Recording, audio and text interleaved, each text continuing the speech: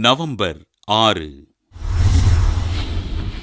புனித லியோனார்ட்.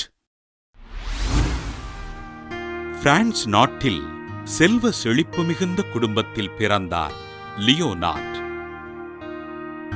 கிபி 496 ஆண்டு ரீம்ஸ் நகர ஆயர் ரெமிஜியஸ் அவர்களால் திருமுழுக்கு பெற்ற இவர் சிறுவயது முதல் இறைபக்தியில் சிறந்து விளங்கினார்.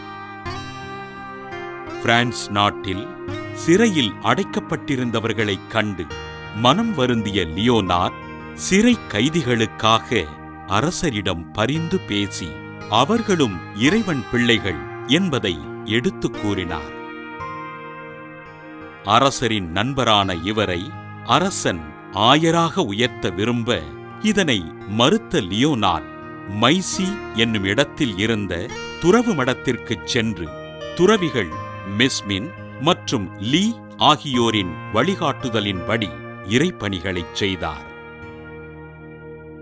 பிரான்ஸ் நாட்டு மக்களுக்கு ஆண்டவரின் நற்செய்திகளை அறிவித்து மக்களை மனம் திருப்பிய லியோனார்ட் லிமோஸின் வனப்பகுதிக்குச் சென்று தனிமையில் இறைவனை தியானித்தார்.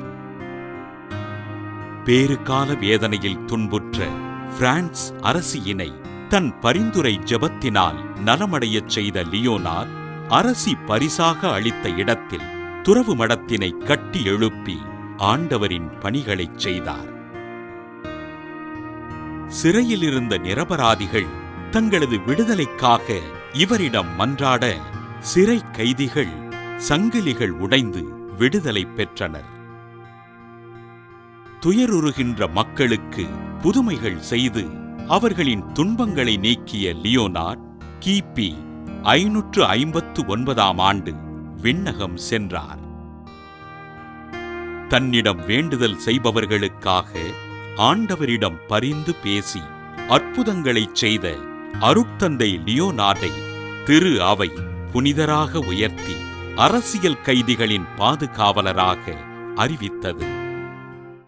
புனித லியோனார்ட் திருவிழாவினை கொண்டாடுகின்ற நாம் எந்த தவறும் செய்யாமல் சிறையில் துன்புறுகின்ற சகோதர சகோதரிகளுக்காக ஆண்டவரிடம் ஜெபிப்போம்.